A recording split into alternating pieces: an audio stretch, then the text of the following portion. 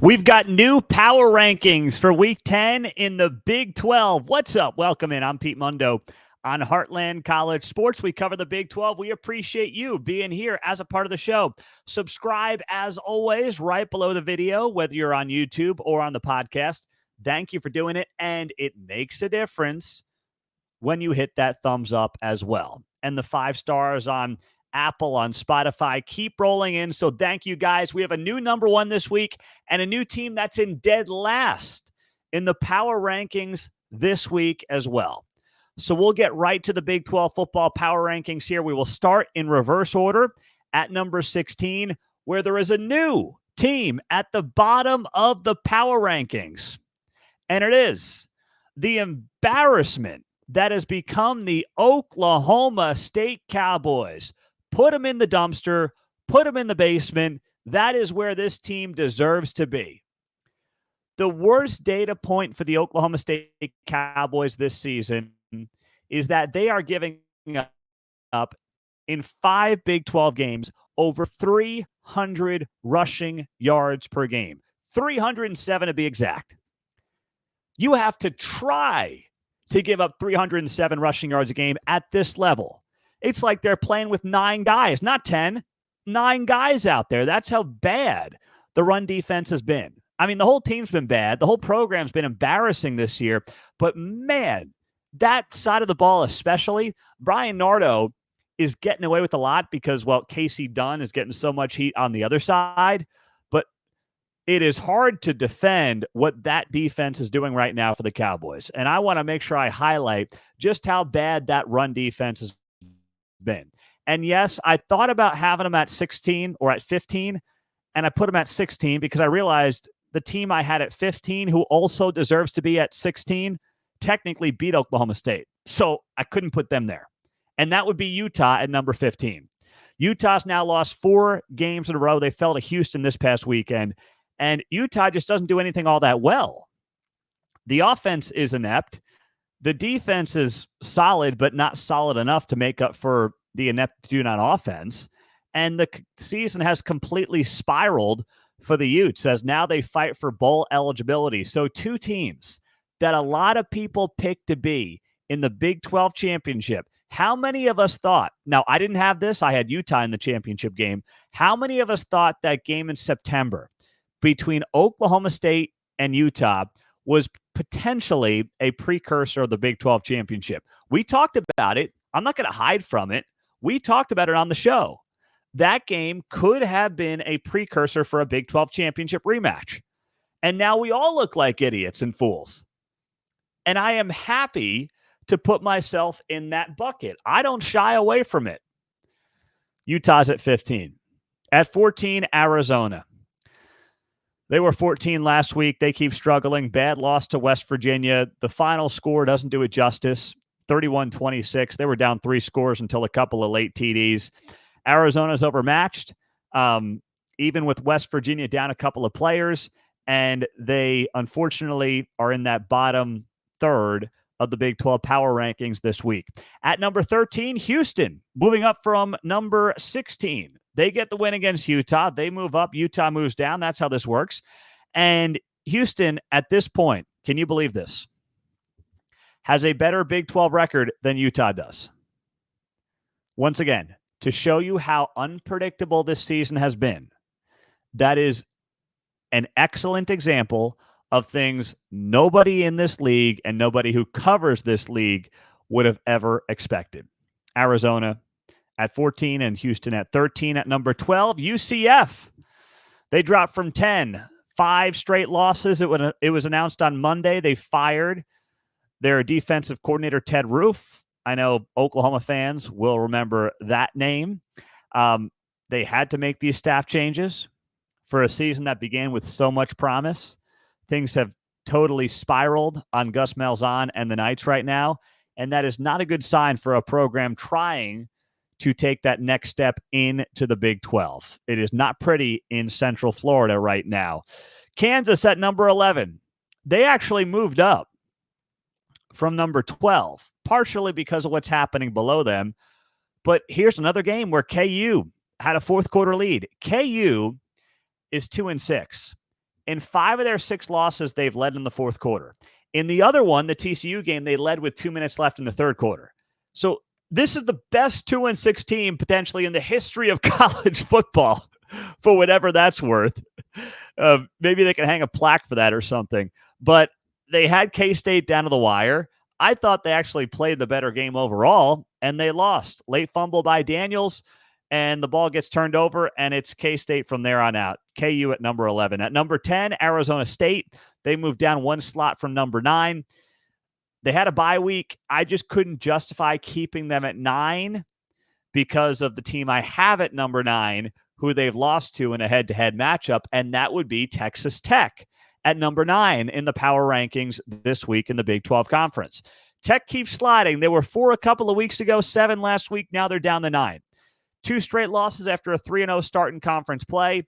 2 games that 2 weeks ago you would have said they could have won and should have won because of how Baylor was playing and how TCU was playing. And now they've lost to both of them.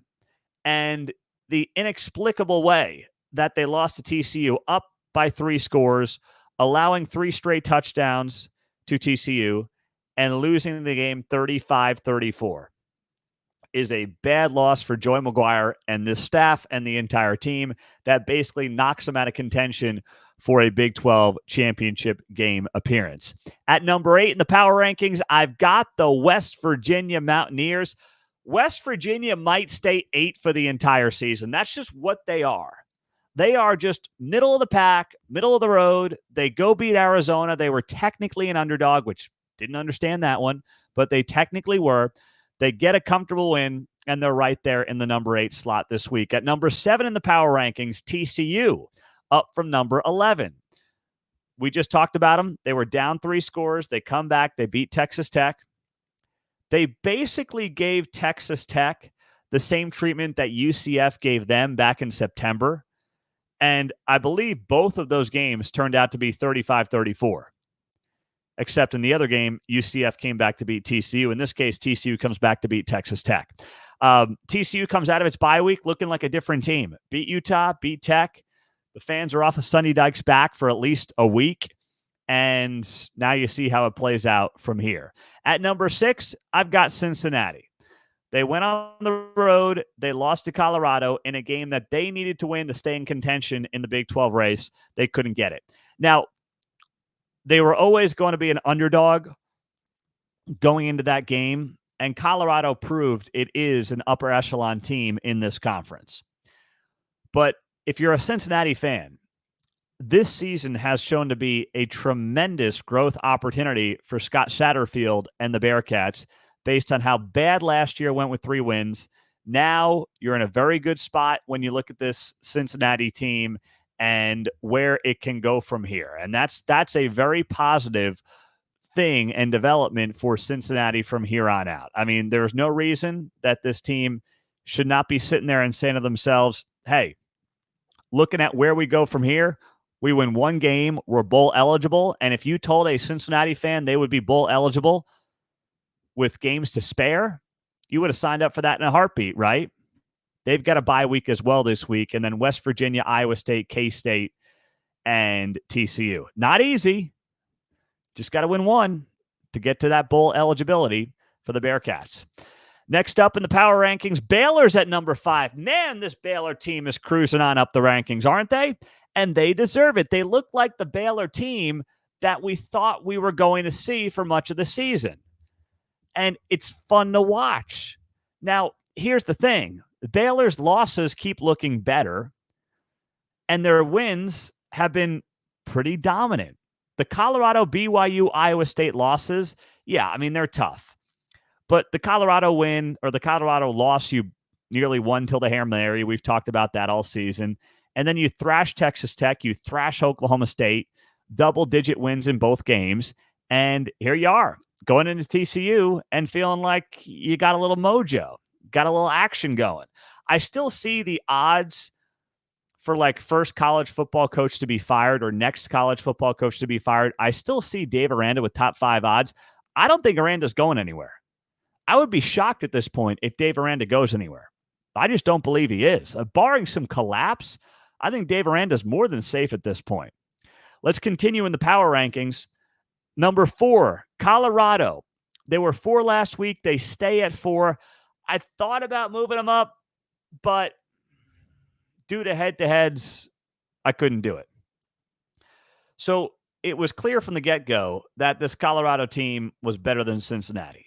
They keep improving. Travis Hunter, who dealt with some injuries the last couple of weeks, had a phenomenal game, both sides of the ball. A couple of touchdowns, great defense, just a total stud. The trenches keep getting better for Colorado. And this team, man, I do not want to be playing this team in the last month of the season. No thanks. They've got that swagger. They always had the swagger, but now they got a little more to go with it. And they are playing some of the worst teams in the Big 12 the rest of the way out. They have a bye week, and then it's Texas Tech, Utah, Kansas, Oklahoma State. I mean, Utah and Oklahoma State, I just ripped them to shreds. They're no good. Kansas, call them what you want, the best 2-6 team in the history of college football. Okay, they're still 2-6. And Texas Tech, hey, Tech fans got on me for a lot of the season. I thought it was unwarranted, but I get it. I questioned this team. And the last couple of weeks, if you're a Tech fan and you're not questioning this team, then I question what you're watching and if you actually can see. Because it has not been good for the Red Raiders these last couple of games. I mean, that is as easy a final stretch as you're going to get in this conference. And Colorado has it, man. So we could be looking at tiebreaker scenarios here, and we'll have to do that soon enough as we head down the home stretch of the Big 12 season. Next up in the power rankings, Kansas State's at number 3. They struggled with KU, but hey, rivalry game. KU's led every game late, and Kansas State was due for one of these games that they had to get, for lack of a better word, lucky in. You don't apologize for it, but you get that ball out, you pop it out against Jalen Daniels, you come down, Tennant hits the 51-yarder, and you get the victory. I can't justify moving them down below Colorado because they've beaten Colorado. I also can't justify them going any higher right now. At number 2, Iowa State. They had a bye week. They fall one spot out of the number 1 slot in the power rankings this week. And that's because BYU deserves the number 1 spot in the power rankings, which is where they're at. And frankly, a large part of it is BYU has the extra game. They're 8-0 overall. They're 5-0 in the Big 12. And they both recently played UCF. And it was Iowa State who needed a late comeback at home to beat UCF. It was BYU who flew 2,000 miles across the country, went to Central Florida, and smoked the Knights on their home turf. So when I stack all those things up, extra game, extra win, both teams undefeated. Their most recent common opponent, BYU, beats up on the road, and Iowa State almost loses to at home. BYU deserving that number 1 spot in the Big 12 football power rankings this week. I'm Pete Mundo on Heartland College Sports. Thank you for being here, as always, as a part of the show. And if you're just joining us, hit that like button on the video. Thank you for doing that. It makes a big difference. It does. I know you're like, why does he ask? It takes you a second. It makes a big difference. And as always, subscribe to the channel, subscribe to the podcast.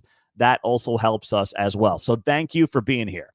Now, let me take you through some numbers in the Big 12 that no one else is going to be talking about, and they should talk about.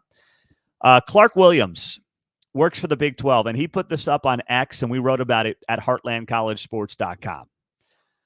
The Big 12 is the most exciting league in college football, and here is the data to back it up. The Big 12 leads FBS with 17 lead changes in the fourth quarter in conference games this season. Also, Big 12 conference games have seen 86 lead changes and ties this season. That is the most of anybody at the FBS level. This conference is unlike any other conference in college football, and it's not even close. It is unpredictable. It is exciting. Okay, fine. There are not the teams at the top.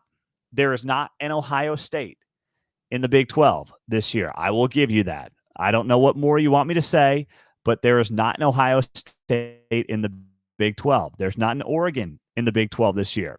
There's not a Georgia in the Big 12 this year. There's probably not a Texas. But outside of that, there's a lot of people overvaluing certain Big 10 and SEC teams simply because of the league that they play in. Don't get me wrong. I think Oregon and Georgia and Ohio State and Texas are top-tier teams. I'm not totally sold yet on Miami. Penn State, I saw them against West Virginia. Haven't watched a lot since. Let's see what they do against the teams that they always notoriously lose to, right? When they get on the field with them. So let's see a little bit of that before we say anything more about Penn State. But overall, I'd say there's about 5 teams across the country that are at a different level. And then there's a lot of I don't know. And I would put 3 Big 12 teams, frankly, at this point, I would put 4 Big 12 teams in that category. And it would be Kansas State, Iowa State, BYU, and Colorado in no particular order. But those teams are starting to separate themselves. And I think if you take out that top 5 in college football, those Big 12 teams can play with anybody else in the sport. On a given night, they can beat them, they can lose to them. It's a coin flip, call it what you want. But nobody talks about the Big 12 like that because they don't want to talk about the Big 12 like that. And something I've been toying with, and somebody suggested I do this on the Heartland College Sports Forums, which are free on the website. Go sign up, join the conversation. We have a great time. Somebody in the forum said, Pete, why don't you do a Saturday morning show live on YouTube, live on, X and Facebook, and just preview the games. Now, I do a big preview show usually on Thursdays that you can find on our social media platforms and YouTube and everything else. But I don't mind doing something on Saturday morning because it feels like every single week, especially College Game Day, it's just doing the latest SEC iteration. Maybe you get a Big 10 game like this past week. But the Big 12 continues to get the cold shoulder from so many of these pregame shows. So you guys give me the feedback on that. You can just drop it right now in the chat. You can let me know wherever, email PeteMundo@heartlandcollegesports.com. I'm happy to do that. Now that my daughter's soccer is over on Saturday mornings, I have a little time on my hands to do like a quick 20, 30-minute show. It won't have a big shelf life at all. But this conference and those kind of data points need to be getting more attention.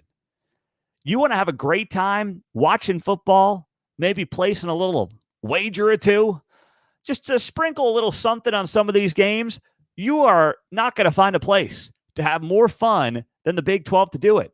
17 lead changes in the fourth quarter, leading the FBS. Where else is that going to happen? 86 lead changes and ties this season, the most of any FBS league. That is tremendous. The Big 12 doesn't have that blue blood at the top, but it has the most exciting brand in college football this season, bar none. It's not close. It's time that the national talking heads start talking about it. And finally, also give a little credit to some of these teams at the top that I think can play with anybody outside the top 5 teams in the country. There's this notion that the Big 12 is going to show up to the college football playoff, maybe with 1 or maybe max 2 teams. They'll get their doors blown off. It'll be a Big 10, SEC, invitational, and the Big 12 will be forgotten, and it'll be a nice to know you kind of a deal. And maybe that happens. But gosh, you know what? I want to see Kansas State playing some of the big boys, the air quotes big boys. I'd love to see Iowa State, Colorado, BYU in those spots. Do I think they'd be favorites? No. Do I think they deserve every chance to play a team of that caliber, of any of these calibers that are getting talked about? Absolutely. But you see the bias on a regular basis. Look at the AP poll. I mean, how many teams? It's unbelievable. How many teams keep putting Notre Dame above basically every Big 12 team? They have a loss to Northern Illinois. on the schedule. And we don't count that, well, because it's Notre Dame. Wow, great job. You beat up Navy. Did anybody actually think Navy was a legit top 25 team based on that schedule? You beat up Georgia Tech and Stanford and Miami of Ohio. Whoop-de-freaking-do. And yes, that A&M win early in the season looks great, and I give them credit for that. But does the Northern Illinois loss not count for anything? You can see it in the AP poll. Now, I want to start the abolish the AP poll movement because it's become comical. It doesn't mean anything anymore. It just makes people feel good, and a bunch of writers pick it. And it's always been, right, a flawed system. But it feels like it's getting worse. And now as the sport continues to consolidate, I don't see it getting any better. You're only going to see a heavier lean into the SEC Big Ten bias than you already had in the sport. It's not getting better. It's only getting worse. And we're seeing that play out week after week after week in this league. And I don't know about you, but just as a Big 12 guy and even a college football fan, I am sick of it. I'm done. And they need to be called out for what they're doing. And there was one guy, I found him here. I was going through the list of AP poll voters, and there was a guy that writes for the Tulsa World. And he didn't rank Kansas State. Name is Mason Young. Didn't rank Kansas State. Had Navy in there in the low 20s. Alabama with 2 losses over Iowa State. And, he also had Notre Dame over BYU. How do you justify any of this at this point with what these people are doing? You know, you can't possibly watch all the games. We know you're going to have the SEC Big Ten bias. It's worse than it's ever been. What's the point of any of it? There shouldn't be one. It's time to let it go and get rid of the whole darn thing. I'm Pete Mundo on Heartland College Sports. And yeah, as many of you are writing too, this is from Steve on YouTube. AP voters are not watching the Big 12, and it's very clear. Well, yeah, they're not. There's no doubt about it. Also, Pete's criminal leaving Mizzou in the top 25 after a decisive loss. Oh my gosh. The Mizzou, somebody explain the Mizzou thing to me.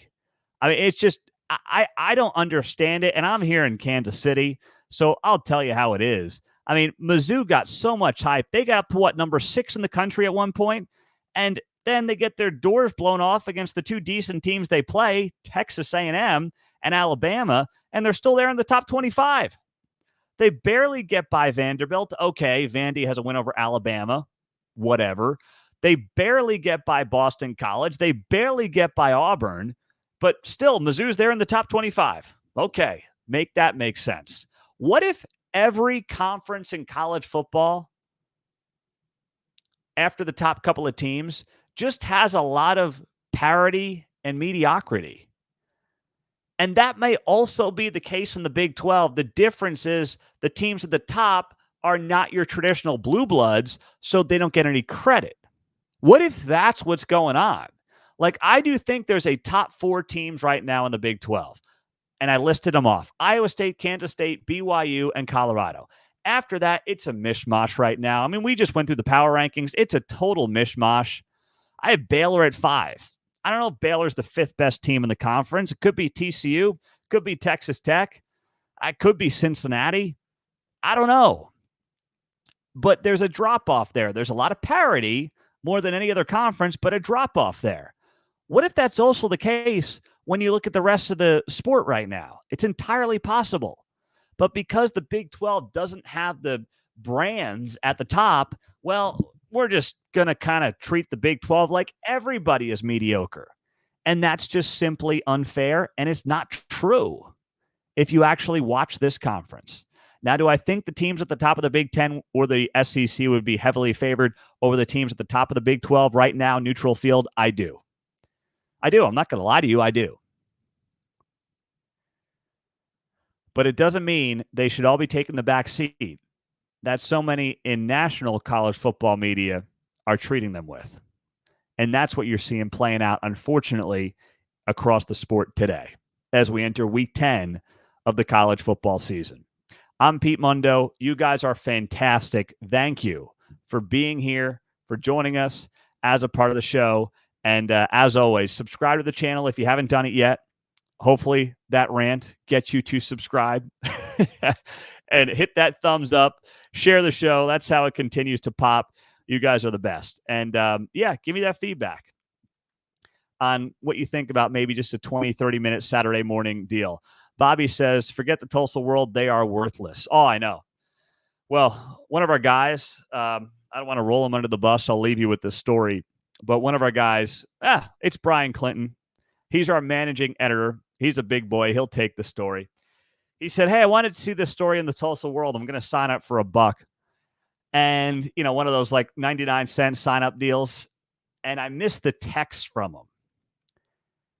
And he had already done it by the time I texted him back, and I sent back all caps. Don't do it. You can't get out of those dopey deals. They rope you in for 99 cents, and then they're charging you 10, 15 bucks a month. You can't get out of the damn deal. I'm like, you're not done today till you cancel that thing. So, of course, he canceled it. Took him 2 hours. Had to talk to somebody who could barely speak English. I'm like, did you learn a lesson here? Okay? Don't do it. Don't waste your time with that crap. I'll take care of you. All right? We'll get it figured out. It's nothing that important in the Tulsa World, I promise. Just not.